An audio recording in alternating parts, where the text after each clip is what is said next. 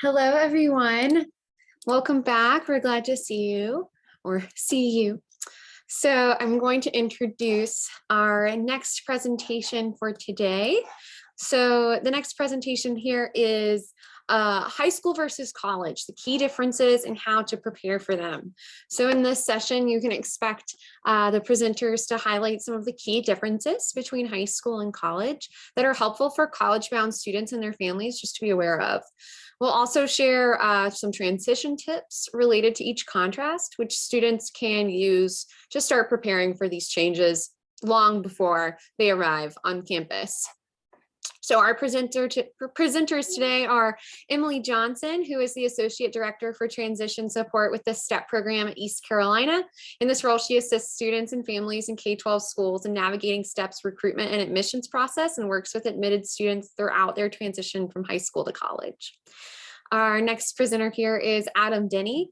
Adam is the Senior Associate Director for the Program Services with STEP at East Carolina and has a Bachelor of Science in Special Education, a Master of Science in Counseling Education with a focus on higher ed and student affairs. Both are from East Carolina, so well represented the Pirates today. And then our last presenter today is Danielle Dietz. Danielle is a recent addition to the STEP team and joined this fall 2021. So welcome, Danielle. Prior to coming to East Carolina, Danielle worked in the K-12 setting as a high school special education teacher and most recently as a program specialist. So I will pass things off to our lovely presenters. I will also be monitoring the chat for questions, so feel free to drop a chat in there and we'll try to make some time at the end to address all of the questions that you have. Well, hello, everyone. As Ellen said, my name is Emily Johnson, and I've got my colleagues joining me today. And so let me go ahead and I'm going to share my screen with y'all.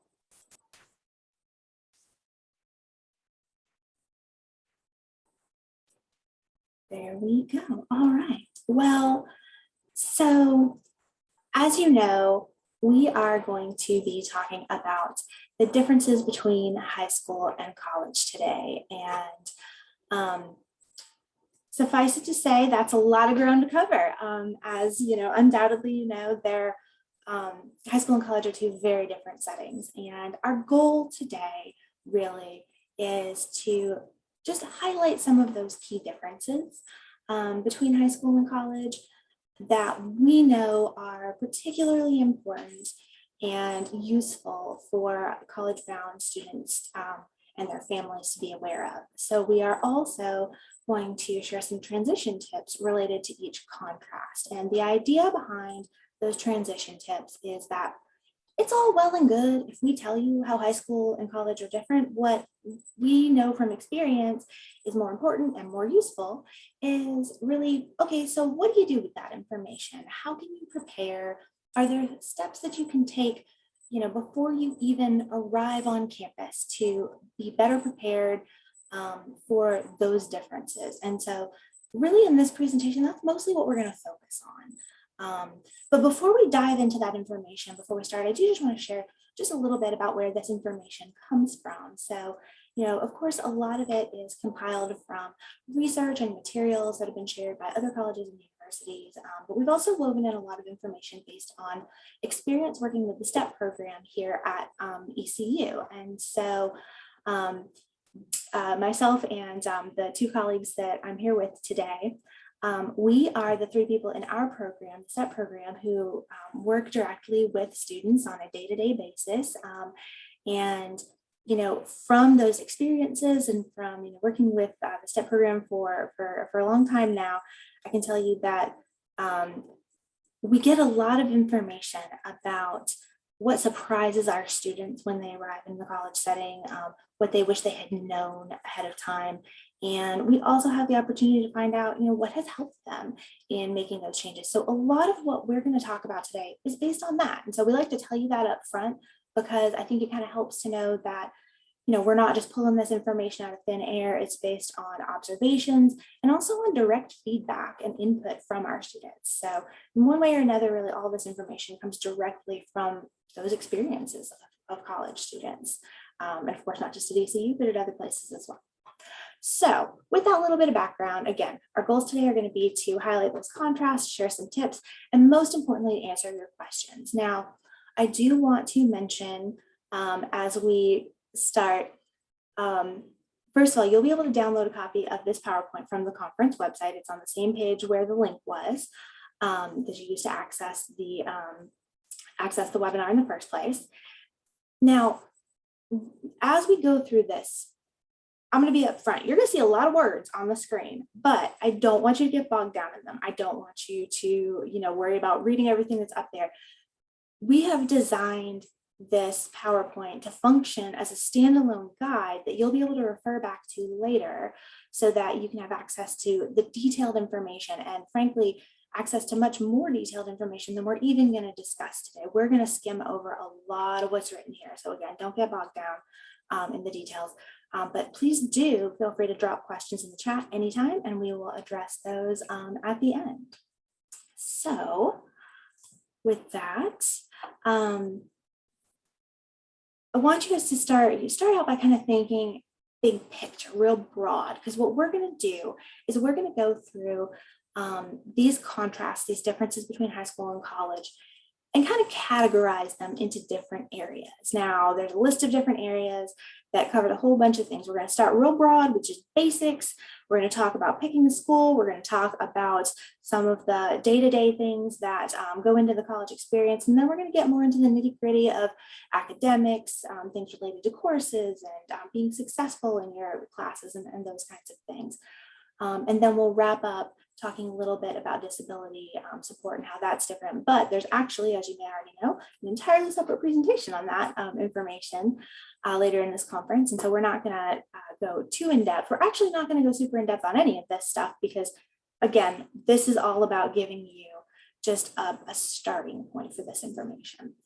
And the last thing that I want to mention before we dive into our first transition tip is that it's really important to remember as we go through this that everything that we're going to discuss today, they're all generalizations. So every high school is different, every college is different. Your experiences may or may not match up with all the contrasts. You may realize that, oh yeah, some of these things describe my high school perfectly, or some of these things, describe what I've heard about college perfectly, and some of them might not, and that's absolutely fine. In general, they are, again, from our experience and research and things like that, we do know that in general, this is just to give you a starting point, basically. All right, so with that, we are going to take a look at our very first transition tip, which is related to really just our overview. Our first tip is just, this is a great way to start preparing for college. You want to educate yourself about what to expect in college and how you can prepare. So you're here today. That is a fabulous start. Obviously, this is a really broad, big picture tip, but again, as I mentioned, we're going to start big picture and funnel down into more specifics. Now, a tip that's related to this is that it's really important, especially to acknowledge and prepare for the differences between high school and college, not just that are true for everybody, but also the ones that disproportionately impact students with either disabilities or just with learning differences.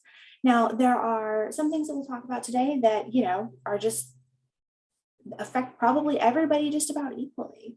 But there are plenty of differences as well that might have nothing to do with disability support or things like that, but they do have some implications for students who have any type of learning difference. Now, some of these, the good news is, actually have a positive impact and are things that make the college setting even better for students with disabilities than the high school setting was. So just wanted to kind of mention that as an important component of this. We'll be looking at this from multiple perspectives, from the perspective of how it impacts everybody, but also from the perspective, especially of focusing in on the things that are particularly important for students with learning differences to be aware of.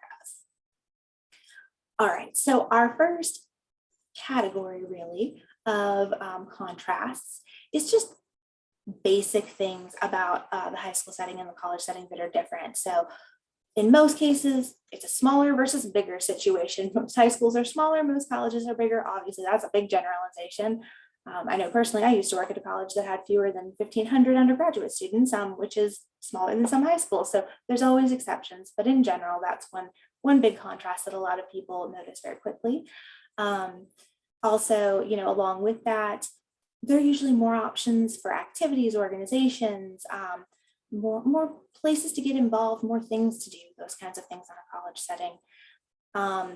And then the big one that is kind of the unspoken elephant in the room for making that transition is that along with the increased independence and having less structure in your day, less of the ongoing supervision and accountability that comes with college, there's also more responsibility. There's more expectations, and we don't have transition tips associated with the basics contrast here, because they're actually really everything that relates to that's woven into later slides that we're going to take a look at. But I wanted to start with that because it really encompasses a lot of what we're going to talk about. A great deal of it comes down to the difference between there are very different expectations for how much you as a student need to take charge of your own education, of your day-to-day life, of your activities, of big picture things, and also just of little things. And so we will see that as a theme throughout this discussion.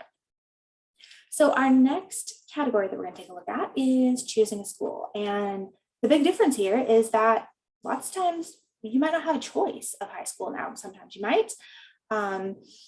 In the first place, you don't even have a choice of whether to attend high school, at least up to a certain age. College, you've got the choice whether you go at all. You get the choice of, where you can attend. And now, obviously, you may still have limitations that influence your choice of college. You may have limitations based on cost or location or any of many other factors. But in general, there are fewer limitations when it comes to making those choices for college than there are in high school, which basically means that you've got the opportunity to select a school that's a good fit for you based on a lot of different factors, which leads us to our next transition tip, which is to explore all of your options. Now, if you're in the last session, the first session of the conference, where Dr. Wright was talking about basically the different options that exist, that you've got plenty of them. There are lots of different things. And so when you are at that early stage of this process, the best thing that you can do is really just think, take an active critical thinking process approach to this, because you want to start with the question, honestly, is post-secondary education for you? Are you going to college? And if the answer to that is yes, okay, great. When are you going to do it? Right out of high school? Are you going to take a gap year? Are you going to, work for a while first? And then you kind of narrow down, keep going through that process and narrowing down and figuring out, okay, well, what type of school? And of course, you talked about options in that for those in your last session. Then you can look at, general location, local, in-state, out-of-state, international, those types of options. Then you can narrow down to specific schools, specific programs. So that whole process, as you're narrowing that down, there are a lot of factors that are going to impact your college experience that you'll need to think of. And we're going to, as we go through these transition tips, talk about a number of those that you should we'll wrap back to this idea of the different things that you should take into account. All right, so our next big area that we're going to talk about is the difference between costs in high school and college. And this is one that absolutely would tie into your decisions about where you're going to attend. So in most cases, a public high school education is free. Now, of course, we know there are certainly high schools that, that do charge tuition, some that are certainly even more expensive than some colleges are.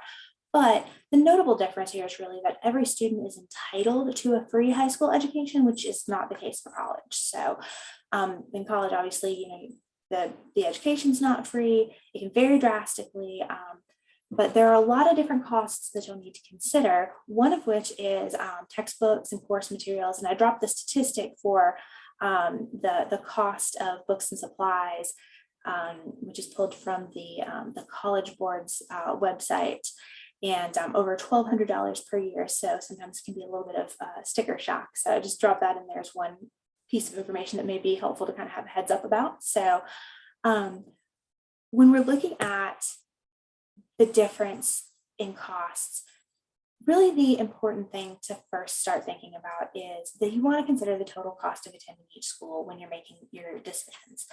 And so that's just going to require, finding out everything that you can about not only what the school costs, but also other costs that might be different. So let's say you go to a school that is all the way across the country, you've got to think about, okay, well, when I travel home for, Thanksgiving break or winter break or something like that, that's going to be a cost that's higher too. So it's not just the direct costs associated with the school, but also things that could be different if you, picked a school that was further away, or if you picked a school that, that other factors were different as well. Now, along with that, though, you definitely want to factor in the available financial aid. As Robin mentioned in the last session, the total amount of financial aid can vary differently at different schools. So just because the school is more expensive doesn't mean that it'll end up costing more in the end. So you want to be proactive in seeking out the financial aid. And there are a few specific tips on where to start with that. And then also look at other ways to reduce your college costs. The big example that everybody always jumps to first is textbooks. There's all kinds of ways to save money on textbooks and supplies and things like that. And so that's an area where you can definitely start that process of looking into that, even before you start to, even before you, are really at that point of heading off to college in the near future. You can start that process of finding out that information well ahead of time. So our next area that we're going to talk about is daily life. So lots of information here, but we're really kind of going back to that initial big picture point that we talked about just a few slides ago, about how really the biggest difference in daily life between high school and college is that there's more structure, there's more supervision, more accountability just in your day-to-day life as a high school student, again, in most cases, than there is in college. Once you are in college, there's more independence, but there's also more responsibility. And so all these daily life pieces, really, a lot of them tie into that idea. So one of the big areas where you see that the most is just those daily living skills, those daily living responsibilities. So things like making sure that you are, housed and fed and clothed, and, that space you live in is clean, and that you've got, transportation where you need to go, that you are getting to the places that you need to be when you need to be there, that your finances are being handled, all those kinds of things. And one of the most challenging things that students find in college is that it's not just that they've got to take on those responsibilities, it's that they have to take on those responsibilities and manage those tasks while they're also succeeding academically. And so that is a big thing. And one of the reasons why it's so important to consider this ahead of time and be prepared for these aspects well before you set foot on campus. So we're going to take a look at a couple more contrasts in daily life before we look at our transition tips. The other big difference for many students is that instead of living with their families, now they're living usually with roommates. And this has got a couple of implications in addition to just the fact that it's a new place where they may be living and needing to handle the day-to-day management of that.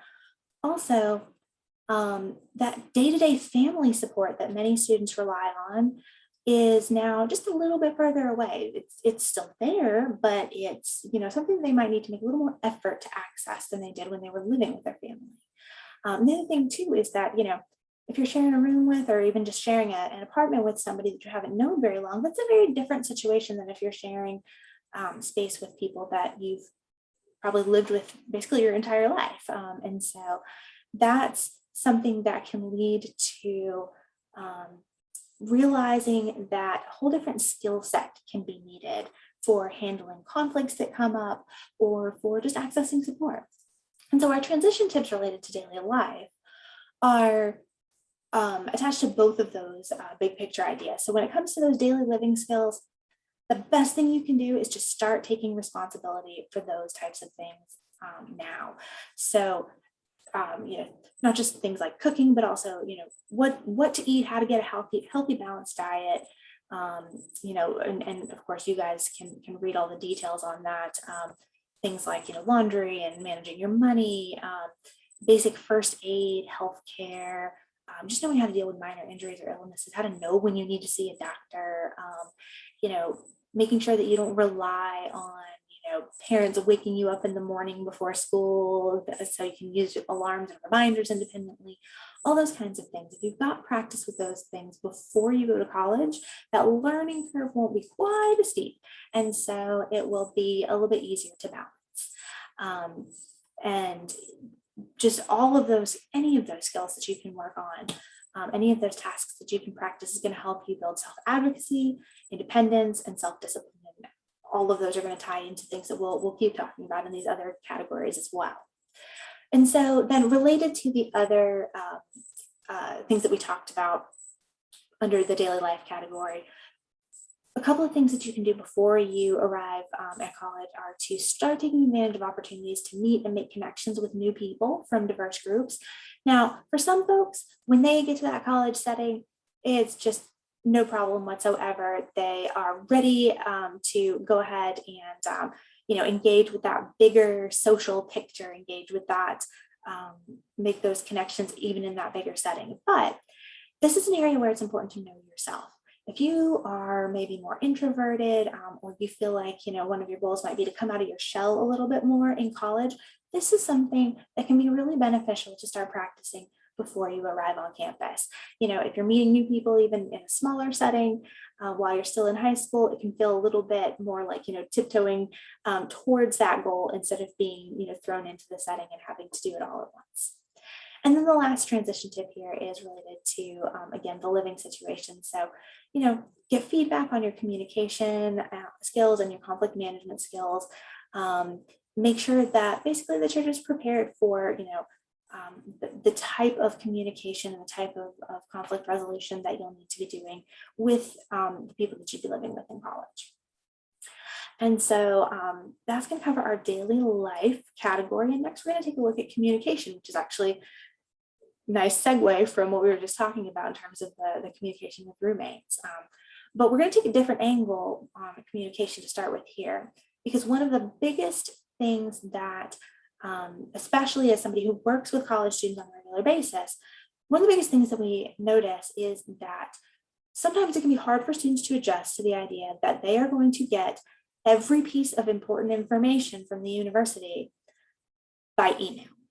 That's the primary way that many colleges communicate important information to students.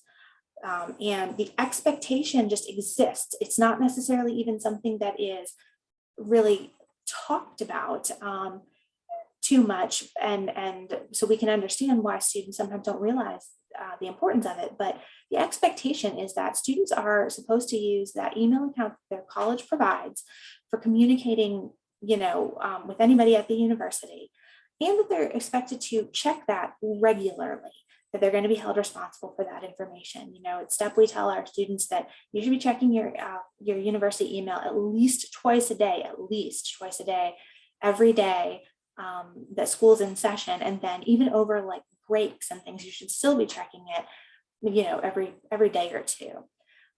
And so, of course, along with all the official information coming to you that way, many instructors use either email or they might use like their school's learning management system. So Blackboard, Canvas, Moodle, any of those things as their primary method of communicating important information to their students. So that is sometimes a very big difference for students who are used to getting a lot of information face-to-face in the school setting. And so other things that are a little bit different in communication is that instructors are usually expecting students to either have an appointment to meet with them or to go to their scheduled office hours. They tend to be less available just during the day. Dropping in outside of scheduled office hours doesn't necessarily work. So they might be splitting their time between, teaching, research committees. They might even be an adjunct teaching at multiple schools. And so that's a big difference as well. And then the last communication thing that we're going to mention is a big one. And we'll touch on this again when we get to the disability supports category. But basically, there is a law that applies to colleges called FERPA. You may have heard of this. But basically what it means, and it's certainly much more nuanced and much more complex than I'm going to give you a quick overview of. But basically what it means is that once you get to college, your educational information belongs to you, the student. So you, the student, have the right then to decide who gets access to that information. And so parents are very often used to being kept informed about their students' progress, and that all changes in college. Now, students have the ability to grant permission for their parents, or for anybody else for that matter, to have access to that information, but it's something that has to be specifically filled out. As a form usually that has to be specifically filled out. Otherwise, the default is nope, they can't share information, at least certain types of information, with anybody besides the student. The other thing to be aware of, especially for parents and families, is that even if the school does have FERPA permission on file, in most cases, they're not going to initiate contact with parents about their students' progress. And so again, that's a big shift that is really important to be aware of and to prepare for. And so one of the ways to prepare for that is actually the second transition tip on this slide, which is before you leave for college, make sure that you and your family discuss and get on the same page about what that communication is going to look like about your academic progress. Are parents going to be informed? Who's going to keep them informed? That's generally going to be you as the student. But how is that going to look? And figure out the details of that. We definitely recommend doing kind of a trial run of that communication process during senior year of high school. That can be a great time to, kind of take that proactive lead and keeping your parents informed about your academic progress, and making sure that you can kind of have a flow for that and a feel for what that process will be like before you even go off to school. And of course, our other transition tip on here is related to email, and so we've really already talked about that. Check that email account as soon as you start get in the habit of checking it regularly, and then also if needed, brush up on your written communication skills and your email etiquette tips. You want to make sure that the emails that you're sending are making a positive impression, especially on instructors if you're requesting information from them or anything like that. All right, so thus far, I'm going to pause right here and say thus far we have covered a lot of general information about various primarily non-academic aspects of the differences between high school and college. And so we're going to kind of shift at this point because our next topic is going more into the academic side of things. And so this is where we're really going to kind of speed up. There's a lot of information on these slides. This is where we're going to kind of speed up the pace of what we're talking about and focus less on the specifics of the contrasts between high school and college and focus more on the transition tips. But again, I want to mention that because you'll be able to go back to this presentation and read through those details on your own time whenever you want to. So, okay, next big category, curriculum and courses. Now, this is also especially where we get into the idea that there are a lot of differences between high school and college that are great for students with learning differences, because here we can see that one of the things that we're talking about is that there is more flexibility, more options, and more possibilities for tailoring and personalizing the curriculum and courses in college. Now, along with that ability to be more flexible comes the responsibility to know what is offered and what the requirements are. So kind of a a double-edged sword there, but at the same time, that flexibility can be very good for students in many ways. And so our transition tips for curriculum and courses are, first of all, just to include the curriculum and course requirements is one of the factors to consider when you're looking for a college. Make sure that you understand what kind of school you are choosing. If you choose a liberal arts school, you got to know that they're going to have a liberal arts core curriculum that you've got to take in addition to, and usually before you can start taking your major courses. If you want a school that, offers a specific, if you're interested in a specific major, make sure they offer that major before you enroll, or at least that they've got something, close enough related to it. So those are definitely important things to take into consideration. And then of course, start learning about, if you have any idea what you might want to major in, start learning about the coursework required. And just kind of a bigger, broader tip, just start exploring possible majors and careers, but do not worry if you are undecided.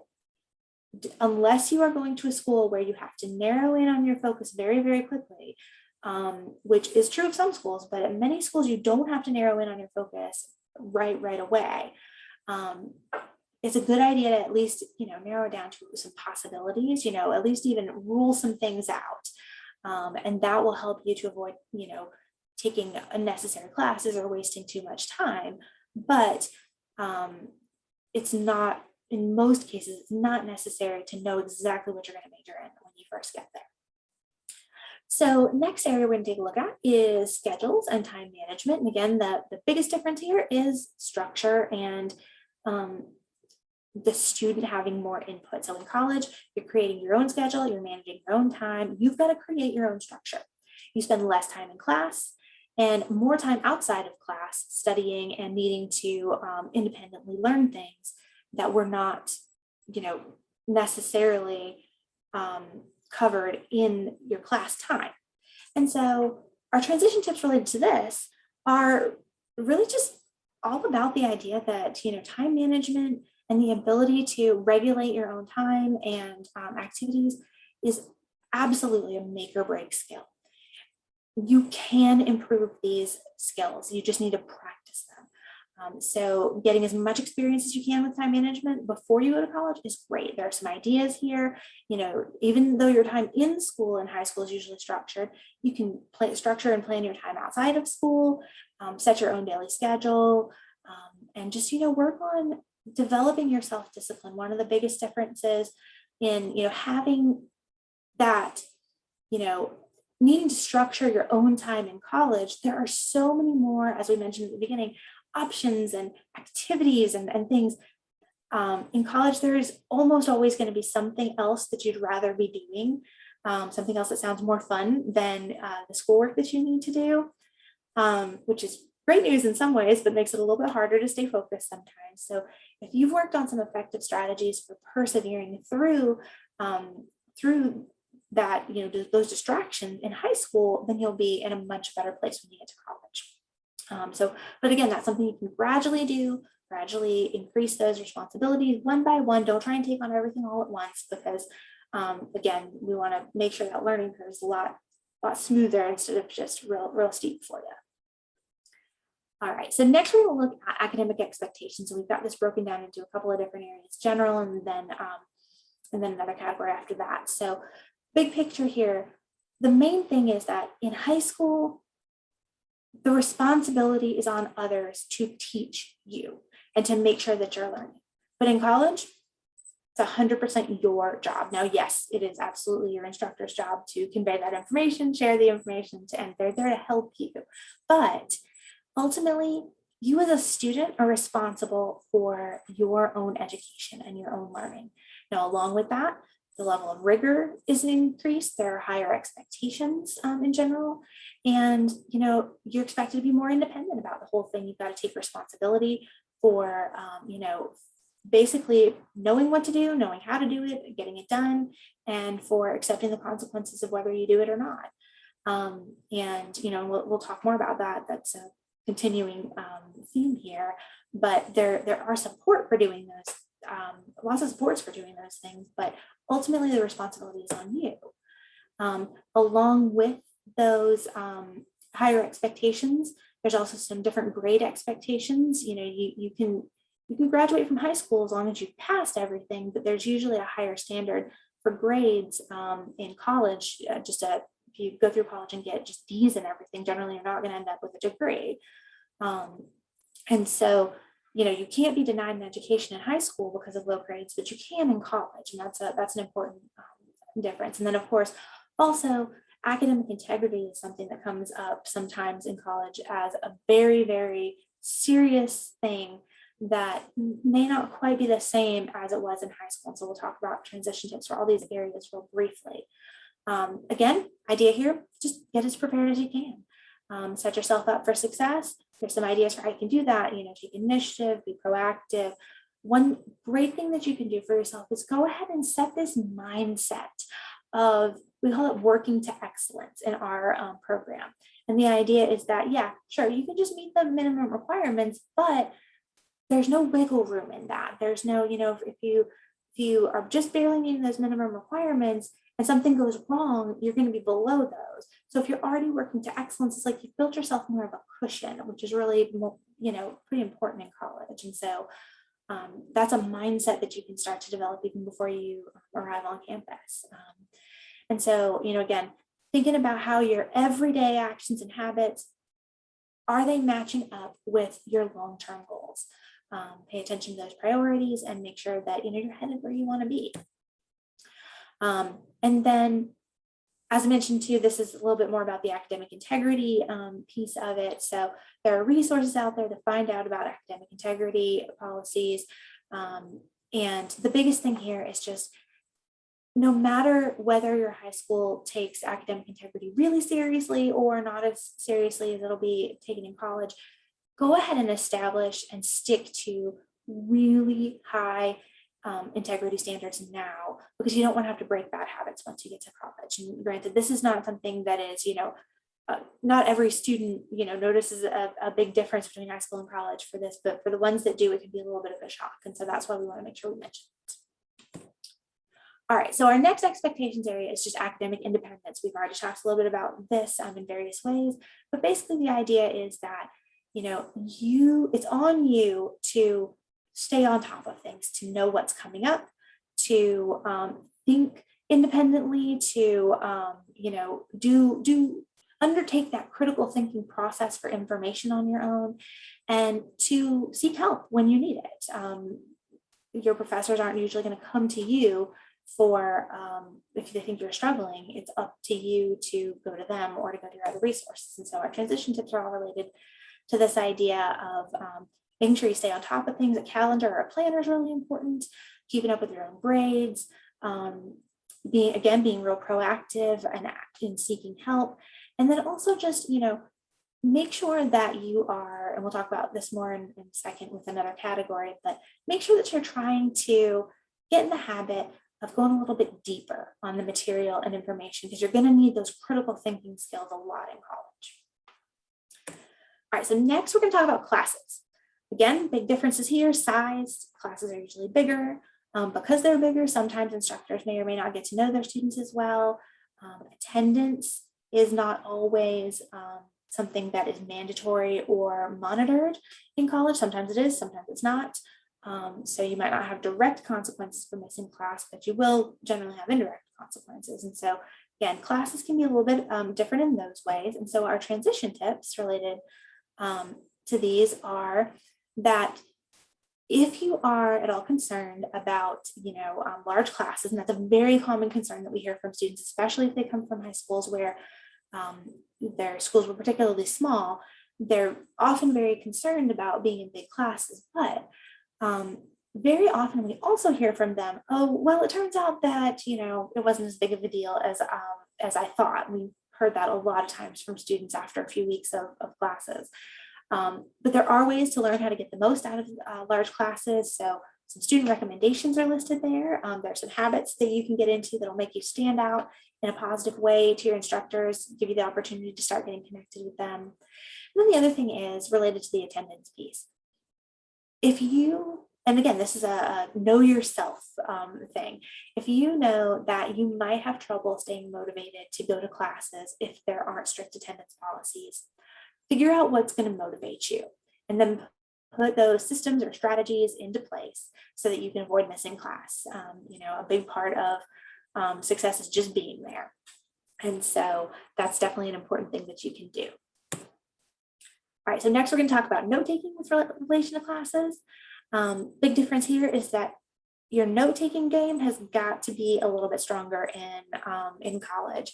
And so some of the resources that you may or may not have had in high school are just not going to be necessarily the same in college. There may be more just straight up lecture. You are going to be expected to be able to get more out of lecture without necessarily having as much guidance in notes. And so some transition tips for note taking. Great thing that you can do is just practice. Learn about different strategies, test them out, get feedback. Some students have said in the past to us that they just didn't have to take a lot of notes in high school. So if that's the case, you can still practice note taking. Watch videos online or just even watch something on TV. There's lots of lecture videos, academic materials online, but honestly, you can, I personally have practiced note-taking strategies watching documentaries. So you can build in lots of opportunities to do that. And then of course, there are also lots of assistive technologies that can help you if you have difficulty with any aspect of note-taking. So you may want to consider those as well. All right, instructors. The one thing that I do want to mention is that college instructors, not as scary as everyone makes them out to be. But one of the biggest differences is really that they expect you to be more independent, and they've often been trained as experts and not necessarily how to teach. So that can be a big difference. So for our transition tips here, you want to start expanding the study strategies that you have in your toolbox. Explore new ways to learn material so you're not as reliant on a teacher's the way that a teacher teaches. Find out what resources are available. There are usually a lot of them at colleges, and then take the initiative to seek out help from people who can explain things differently than your instructors. All right, grades, assignments, and tests. We're going to fly through this information because it is just more detailed stuff that it's probably better for you to have to kind of absorb on your own later on. But usually there's more reliance on just a few grades in a lot of college classes. You may end up having a lot of assignments and papers and tests due at the same time because of scheduling things in college. Each test often covers a lot of material. They may be cumulative. You may be tested on things that weren't discussed in class. That material can be fair game. You may not even be told exactly specifically what's on every test. You may just have general concepts that you need to study. And you may have to apply the information more than just, be able to repeat it. And so all of our transition tips here are all about just strengthening your skills in the areas that you might need help with. And so if you've got test anxiety, there are techniques you can use for that. Get feedback, find out what resources are available. Time management tools are really important here. There are some tips for retaining information for cumulative tests here as well. For prioritizing the information, figuring out what's important, and making sure that you can understand it as well. So then last big topic we're going to talk about is disability support. And again, there's a whole presentation about this, so I'm not going to really go into detail here, but you've got some information listed here on the slides that you can again refer back to later. But the big difference here is that totally different laws apply.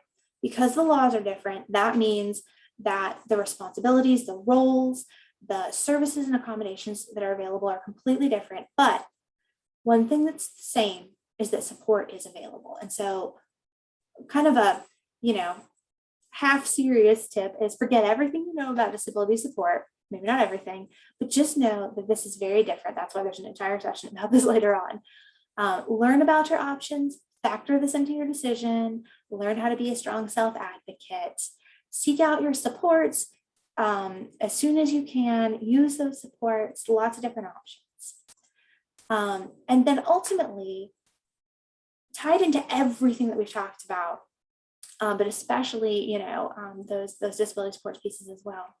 One of the best overarching tips is to be proactive.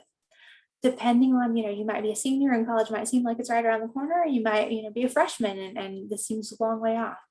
It seems far away sometimes until all of a sudden it doesn't. So preparing little by little and keeping it from sneaking up on you is a great way to again, make this transition smoother and smoother. And then the last real transition tip that we want to share is don't be afraid to ask for help and use your resources. For many students, they realize in their high schools that there are folks there who want to help them. The same is true in college. I have never encountered a college setting where there weren't people there who wanted to help you there. No matter where you go, there will be those folks. And so seek those folks out, use your resources. And I want to say, I know we're running up on right at the end of our time today. And so I want to say, first of all, a big thank you for being here. And I think that as you're kind of embarking on this process of transitioning, hopefully this information will be helpful. We tried to make sure you had a ton of information available in the materials that you can access, but don't hesitate to contact any of us. The staff members who are listed here are the ones who, again, work real directly with our students in the STEP program on a day-to-day basis. We live these experiences with our students. And so if you'll have questions, I'll be happy to answer them. Ellen, was there anything that was in the chat? Hi, Emily. No, I'm not seeing anything in the chat, but if folks have a question at this point, they could go ahead and drop that in the chat for you and spend a few minutes answering, but if not, it was fantastic. Thank you. All righty. It's looking like we don't have any questions in the chat. You must have done a really thorough job. Sometimes no questions is good. So thank you so much to our presenters. Thank you, Adam and Emily and Danielle. Thank you. Thank you. So our next session is going to start at 1 o'clock. It is going to be our program lightning round. So you can come and learn very quickly about some of the support programs in our network that are represented here today. And I'm going to drop that link in the chat here for you guys. That session is going to start at 1 o'clock. It is going to be a really quick overview of some of the programs within our network, how to get connected with them, and what sort of supports that they provide at their institution. So round of applause for Emily, Adam, and Danielle. And we will see you at the lightning round at 1 o'clock.